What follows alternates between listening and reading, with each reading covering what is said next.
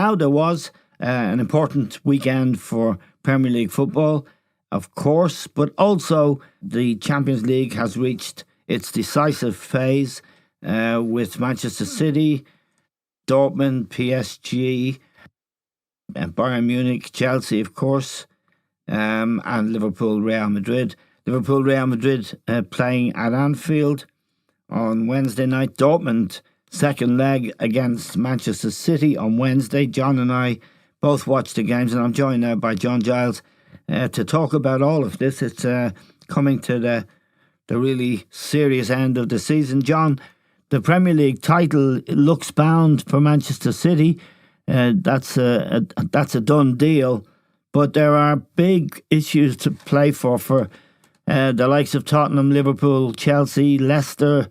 Man U are definitely going to finish in Champions League places. Leicester, who had an interesting weekend, and you saw, and I saw the Champions League games, and we'll talk about Haaland and Jude Bellingham as well, who I know you were very impressed with. He's only 17. He's an English player who used to play for Birmingham, and he sounds very exciting. But we begin, John, with your old club Leeds, who went to Manchester City and won 2-1, and they played for 45 minutes with 10 men, having had a player sent off. A remarkable result. And when we were talking yesterday, you said to me, and I think you said it before, and I've mentioned it on this podcast before, that if Bielsa was the Manchester United manager or coach, this really would be something. What he's doing at Leeds is amazing, isn't it, John? Amazing, Eamon. I mean, he's got a few good, obviously got a few good players, but very few star players in it. And what he's taken over to where he is now, hardly spent any money, Eamon. And they play in a way that nobody else plays. You know, getting from back to, no, we see them playing them out from the back. They do play out from the back, but they get out very, very quickly. He releases the players from the back. And wherever they play, it's the same thing. There's no saying, well, we're playing away from home, we're going to do it differently today. He has them playing. And the reason I mention Manchester, and I don't mean to be disrespectful to Solskjær, but with the players that they have there, if he was doing at Manchester United what he's doing at Leeds, I think to be absolutely sensational. Yes, in what they were doing. Yeah. But that's only my opinion, Eamon. But they went down to 10 men, as we know, and Liam Cooper was sent off, and this lad Stuart Dallas. Yes, he scored the 2 goals, didn't he? He's a smashing lad, and right. I didn't realise it till today. He's a Northern Ireland lad. Yes, that's right. Yeah, he's in the Northern Ireland I didn't team. know that. He came over from Crusaders in 2015. Yeah. And, when you talk about a team player, this is him. Everything for the team. He gets back, he does things, he's not flashy, but he's very, very effective, not just because he scored the 2 goals at the weekend, but all the matches he plays in. Yeah. He's the one that gets back. He's the one that does all the, as I say, the dirty work in the game, or the hard work in the game. He's a terrific lad. Yeah. But what a win. Down to 10 men, Eamon, before half-time. Yeah, no. Against City. Now, City, just one other player I'd like to talk to you about. He's in the England team, John Phillips, who plays for Leeds. Yes. He's come out of nowhere. I didn't know anything about him. And then I saw him play for England. He played 2 of the games, I think, in the international break. And he's a useful player. Yeah, he's a very, very good player. I mean, he's a lot of ability. He's a very good passer of the ball. It's in, that's in him. Yeah. He's a good tackler of the ball. I just think he could do more on the ball, Eamon. Yeah. He has the ability to do it. Yeah.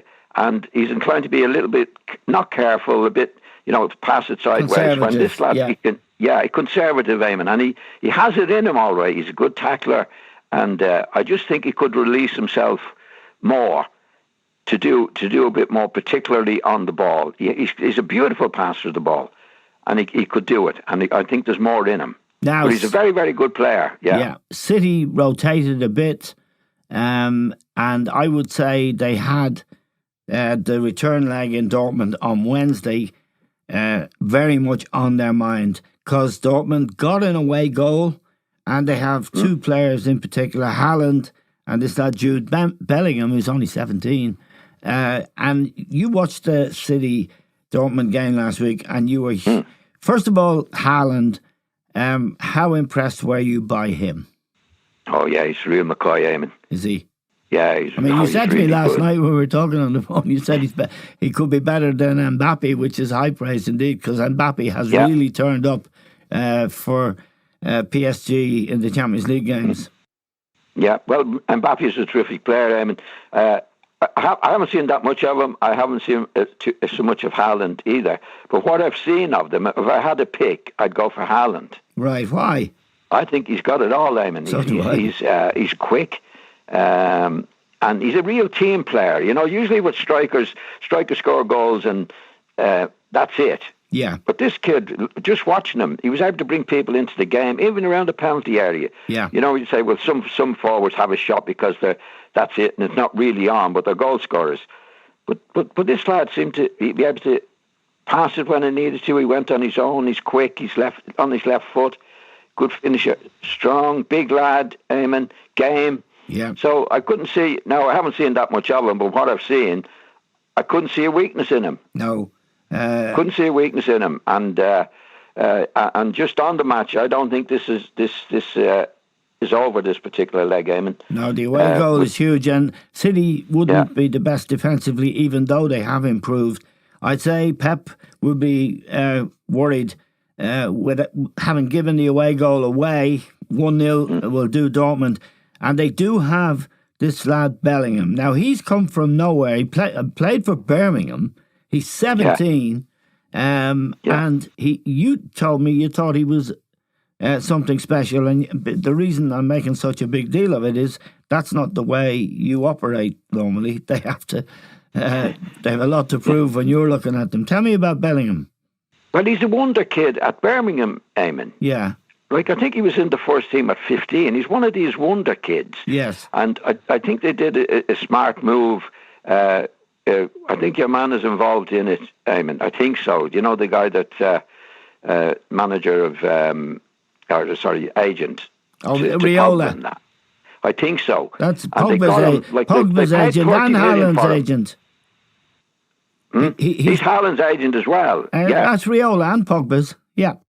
And Pogba's, yeah. So I think he is this kid's agent as well. I think what happened, I think he's a real wonder boy. I think he has it all, Eamon. Yeah. And they paid 30 million for him. Yes. From Birmingham. Yeah. Right? Because he was in the team at 15 and really doing his stuff there. So he's definitely one of these wonder kids that Borussia quite smartly and with his agent for business-wise, like with getting Haaland as well there, and this kid, and they paid 30 million for him, but he's probably worth 60 or 70 million now. Yeah, I would imagine. So they have a lot going for them in that particular way, Borussia. I don't think City were impressive in the match, despite the fact that they won. Yeah. So I wouldn't be. I'd be wary if I were Manchester City going for the second leg, Eamon. Right. Now to come back to the Premier League. And to talk about a really good story, I think, for you and I as former pros, David Moyes at Everton for so long, a really good coach, working there with very little money at that time. Everton weren't spenders. Then he went to United. He was Alex Ferguson's chosen successor. Didn't work out for him. He didn't get a lot of time there, less than a year. Now he's gone to West Ham, which he did before, and they sacked him. Now he's back there, and now they're in the Champions League places, and they had a big win against Leicester, John, yesterday. And Jesse Lingard, I watched them play Wolves last week in midweek. It was the Monday night match, I think, and Lingard was superb. He was involved in all the goals they got, which was 3. He scored a brilliant goal. And he scored another 2 yesterday. Now, he's been a kind of a teaser, really. He's been a guy at United who was always poised to make a breakthrough, but never really did and never really got a run of games. What's your take on his transformation, really? David Moyes has taken him to West Ham on loan. Yeah, well, I think he got a lot of games, Eamon, at Manchester United. But he seemed to me a type of lad, he was more interested in doing his dance after scoring a goal or messing about or talking about it. He seemed to be like childish. Yeah. in his way. And I think being left out of the team, especially over the last 12 months or more, I think he's got a grip of himself. Right. You know, I think he thought, well, like, geez, I better start playing. And he really is playing. Yes. And playing extremely. He has the ability, there's nothing doubt about it. But he seems a much more mature lad. I used to see him and he'd be doing the dance and all the various things that they do, you know, stupid things. And he seems to be more concerned about doing that than actually getting on with his play as a professional. Yes. And I think with the shock that he got being left out, he must be 18 months out of the Manchester United team. Yeah. And this is another chance for him to do it, and he's doing it exceptionally well. Actually, he's one of the best, definitely one of the best players. He's back in the international team and in the national scene, and deservedly so. He's been very, very good. He has the ability. Now it depends what if West Ham can keep him or not now, Amy, because there's talk about Manchester United getting him back again. Yeah, well, he's only out on loan. And I used to call him young Jesse Lingard until I saw that he was 27. Yeah, but he's 27, 28. So you know, he's definitely matured. You know, like even when he was in the Manchester United team, he was a very, very good, very promising player. Yeah. And he was in the team regularly for a few years. But then I think he was overdoing the dance and stuff, and that's but he's matured now, and he's definitely worth a player, worth buying. That's if they can afford him now. And I'm surprised that they didn't have the deal done. In terms of the price. Yes. Before he came to the club. Right. Now, West Ham being fourth in the Premier League is something else, and for David Moyes in particular, he's great. It's a very personal achievement. He's a good. I think he's a good, honest pro. No messing about with him. Solid lad, and done a terrific job there. Now, Jose Mourinho, John, could not be accused of being a solid lad or indeed a good lad. And watching the Manchester United Spurs game yesterday, which I thought was a very good game in a way, United didn't really turn up in the first half. In the end, United killed them. First of all, let's just talk about United first. Their record away from home is extraordinary this year, John. They haven't lost a game. They've conceded very few goals, and they are really a counter-attacking team when they set up. And Solskjær, for all the sort of criticism of him, and I've been guilty of it, nitpicking here and there, they're clear second in the Premier League. They're still... what's your assessment, John, of what they need to go and really be a top four side and really be consistent? I think they have the foundation, Eamon, to do it. And I think with Solskjær, I think he has the players, Eamon, that could be better. I honestly don't think he's able to watch a match or matches and say, we're doing this wrong, we're doing that wrong, and I'll put that right. Do you know what I mean? Yes. I don't think they improve and get better in a way that they should. I think there's a lot of talented players there. Definitely got a lot of talented players. But I think they should be organised better. I think they should be doing certain things better than they're doing. Yeah. That's the way I see him. I think he lets them go out and play. I don't think he puts any restrictions on them playing at all. But I think I find with the great managers, every match they play in, Eamon, they learn something and put it right. Because football, I think, is made up of a million small things. Yes. I don't think that happens with Solskjær. Yes. I think it's go out and play, and then we go out and play again. I don't think he says, well, look, you should have been in that position. We could have done that. We should have done that. And the short corners, all the various things that make the great managers into great teams. But one thing he does, he certainly gives them the freedom to play. Right? Yeah. But there's certain things that he could do, I think, with fullbacks getting in a better position, I don't want to go into detail on a million things, from short corner kicks, stopping short corner kicks, all those various things. They're small little things. I don't think he does that. I think he picks the team, talented players, go out and play. Yeah. So that's when I think you get the inconsistency in the team, the talent that he has. I mean, the home record is poor. Yes, it is. Yeah. And in relation to the away, that should be nearly the other way. In other words, he's doing it away from home, but not doing it at home. Maybe the other way the other team's set up, or whatever it is. And their record against the big clubs isn't great either. But yesterday, that certainly wasn't a problem. I just want to talk about two players. Fernandes, there's a perception, John, that I've had, and many people have. It's widely talked about in the media, of Fernandes not turning up for the really, really big games against the Liverpools, the Chelseas, and even Spurs, who would be considered a big team, and that he's better against the lesser teams, and does a lot of damage. Now, I think he's a really good player. I think we both think he's a very, very good player. How did that work yesterday? Well, my take on him, Eamon, is that the position that he plays in is not a midfield position. Yeah. He plays ahead of the midfield players. Yeah. So he depends on the position that he's in to get a supply. Yes. In other words, he's not dictating the game in the way that Scholes played from his position, for example. So he's in front of that. So he needs people to give him the ball in the positions that he takes up. Yes. Now, when you're playing against the lesser teams, then it's easier for the players who are playing in midfield to find them. Yep. They're not under pressure themselves. Yeah. Right. But when you come against the top teams, then the players in the middle of the field, generally speaking, haven't been able to supply him with the ball. Right. That's my take on it. Now, yesterday, actually, I thought Pogba was really good. He was very good, John. Yeah. Like if you get Pogba doing that and supply him with the ball, then he does his stuff from there, Eamon. Yeah. Like, he's not a midfield player, Fernandes. No. He's a player that plays wherever he wants to go, and it doesn't initiate the attacks.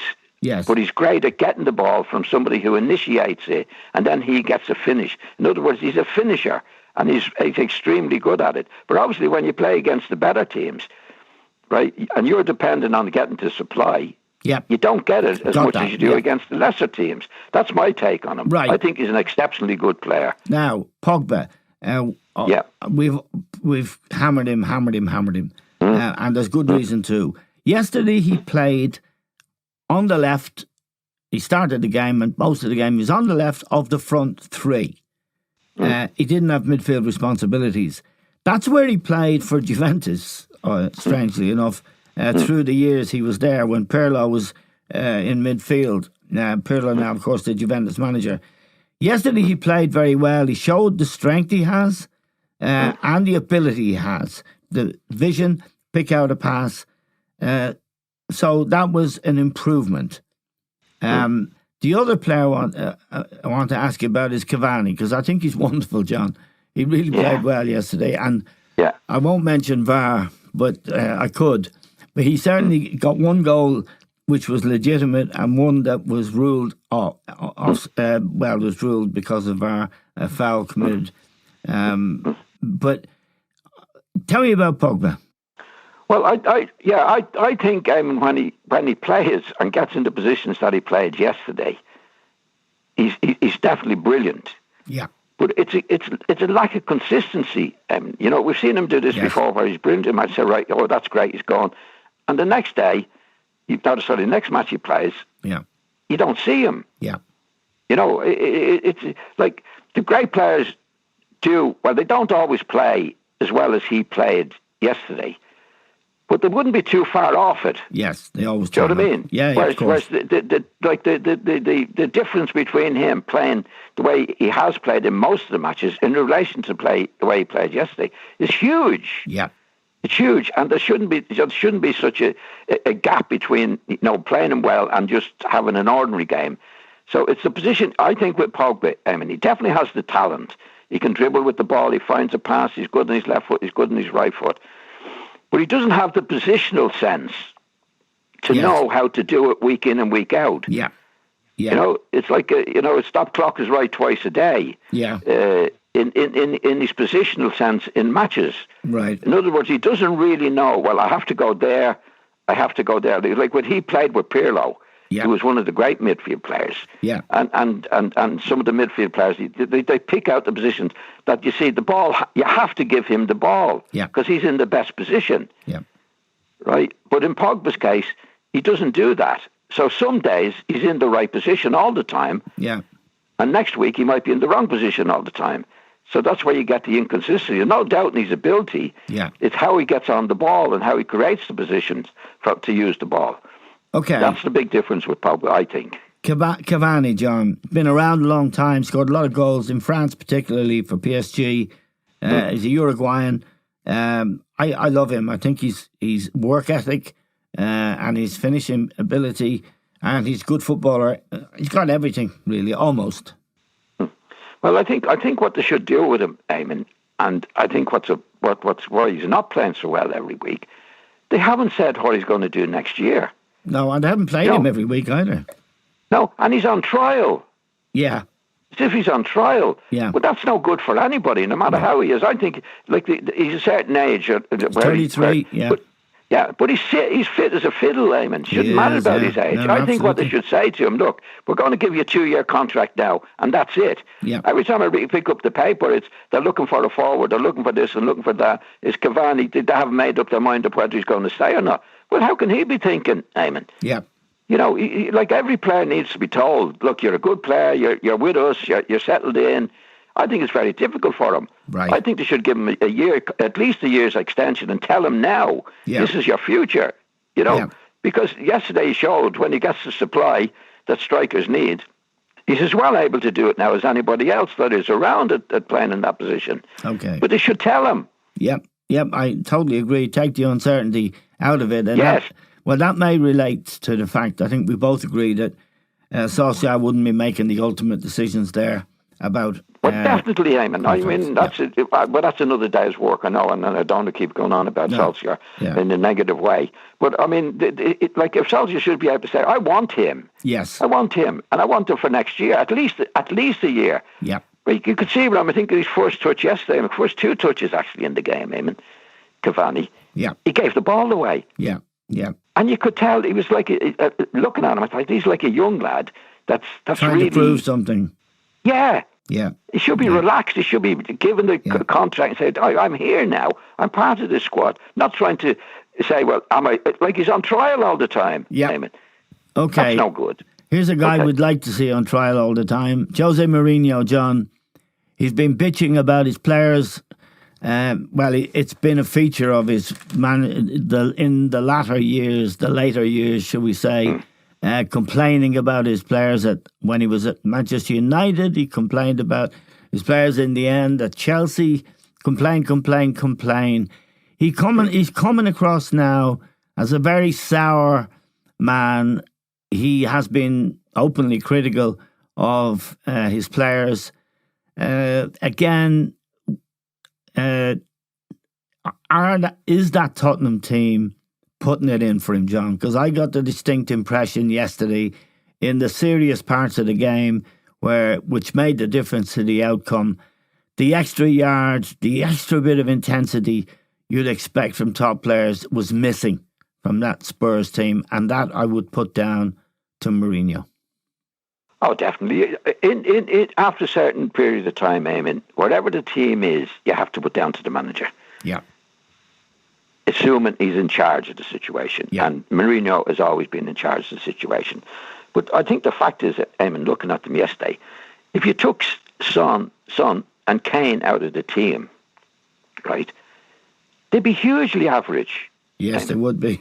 If you look through the rest of the team, if you look at them at the back, there, I was just writing a couple of them. Roden, the back playing with Dyer. Yeah, Jesus, average, Dyer. Eamon. Yeah, Dyer is some tulip, isn't he? Yeah. Yeah. You know what I mean? Like, look at the midfield players. You know, who's the creative player in the middle of the field? And Dembele, no, not quite. No. Nobody there, Eamon, that you could say. Like, they're really outstanding players. Yeah. So, like he's in big trouble, and definitely when Mourinho's in trouble, it's never going to be his fault, Eamon. No. I think he upset the players last week when somebody put it to him after the match, interviewing him after the match, where he says, well, how is it that you're losing matches now that you used to win before? Yeah. I'm the same coach, different players. Now that's a direct hit on the players. In other words, I'm still doing my job. Yeah. But the players aren't. Now, there's one thing I learned when I was very, very young, mostly through Matt Busby and his managership, Eamon. He never, ever criticised the player publicly. No, never. Never. Yeah. And that's a thing you can't do. Well, I don't believe you can do with players, that you can have a right go at them in the dressing room, a right go at them on their own one-on-one, you can have a right go, but nobody else knows about it outside the dressing room. Yeah. And that's the opposite with Mourinho, especially now. Right. Just a final question, John, about Chelsea.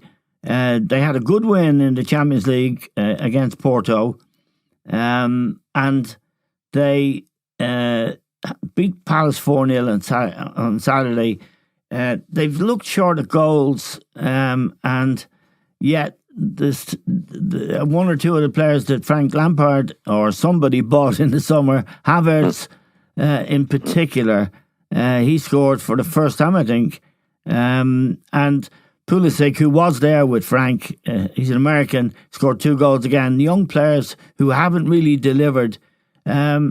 You're still a fan of this guy, Thomas Tuchel? Yeah, I think he'll do the job well. He had a big upset against West Brom last week, as we know.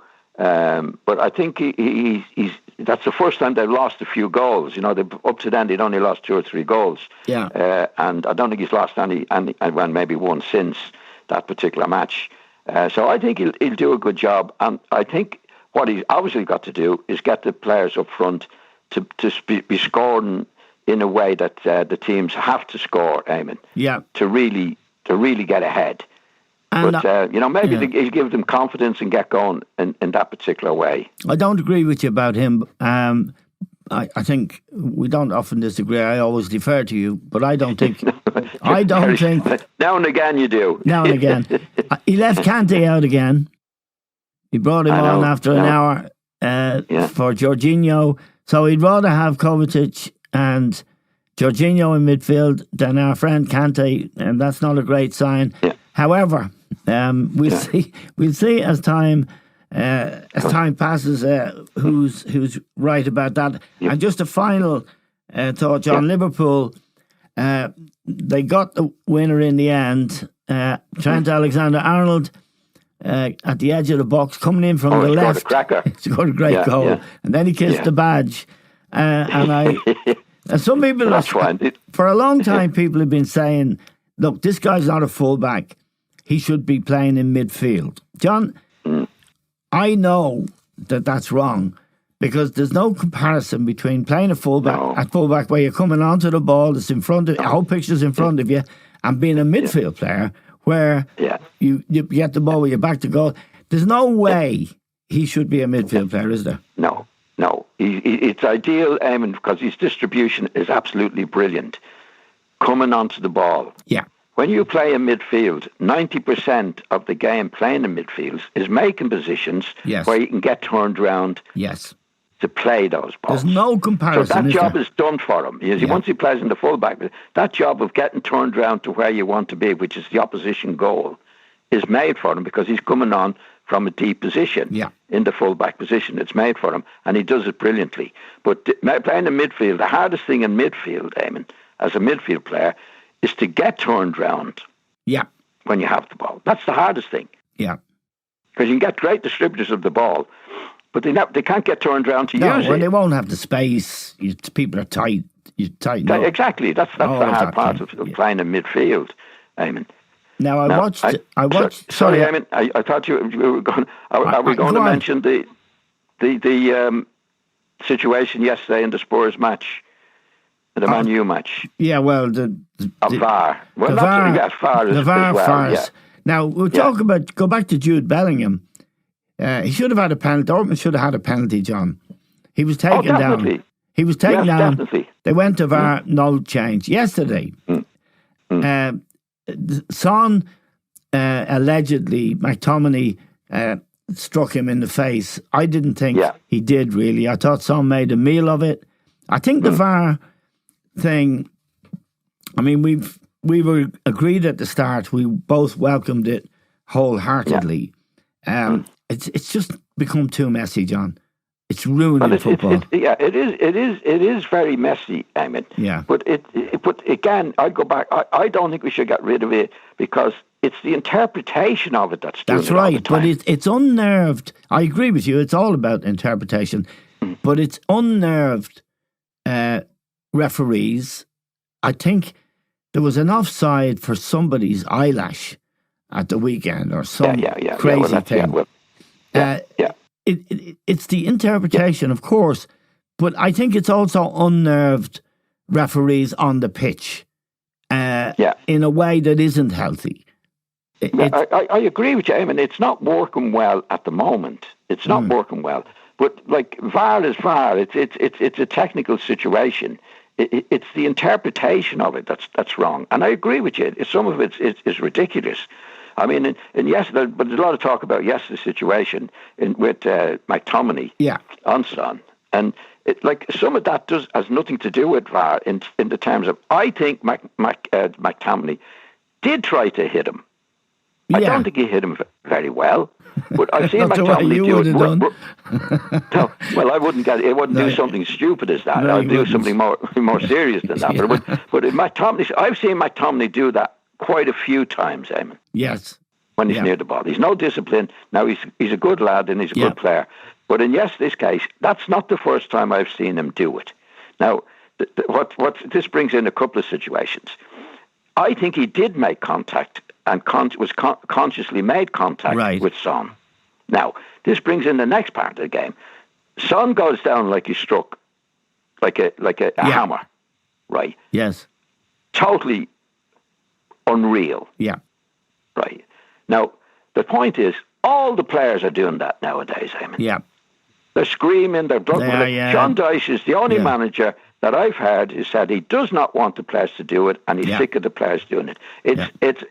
It's dreadful on the game, and Son got away with it yesterday because it went back to things. So there was two things there. So first of all, McTominay shouldn't have done what he did, but it didn't knock Son out. And Son was playing the game, and Son is usually a good lad. Yeah. But they're at it all the time, and there was a big row afterwards with Solskjær and Mourinho, as we know, because Solskjær said, "Well, he's acting in that."